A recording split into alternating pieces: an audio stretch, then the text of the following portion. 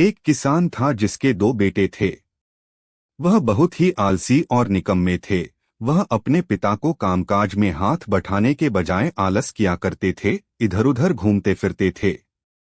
किसान को अपने बेटों की बहुत फिक्र थी। वो सोचते थे कि मेरे मरने के बाद इनका क्या होगा, यह अपना पेट कैसे भरेंगे, अपने परिवार को कैसे संभाल पाएंगे।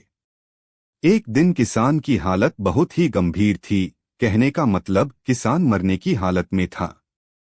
तभी किसान ने अपने दोनों बेटों को बुलाकर उनसे कहा कि हमारे खेत में एक खजाना गढ़ा हुआ है, लेकिन वह किस जगह है उसकी जानकारी मुझे भी नहीं है, लेकिन खोदने बाद तुम्हें वो खजाना मिल जाएगा। इतना कहकर किसान भगवान को प्यारे हो गए। खजाने की खबर सुनकर दोनों बेटों के मन में लालच आ गया और वो दोनों खेत पर चले गए और खेत को खोदने लगे। खजाने के लालच में कुछ ही दिनों में पूरे खेत को खोदने के बाद वह घर जाकर बैठ गए और वह अपने पिता को कोसने लगे। इसी तरह कुछ महीने बीत गए और वर्षा ऋतु का आगमन हुआ। किसान के बेटों के पास पेट भरने के लिए सिर्फ एक ही जरिया था, वो है खेती।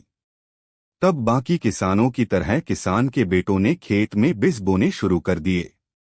वर्षा का पानी पाकर वह बीज अंकुशित हुए और देखते ही देखते खेत लहराने लगे। ऐसा लग रहा था कि हवा के झोंके से लहरा रहा था।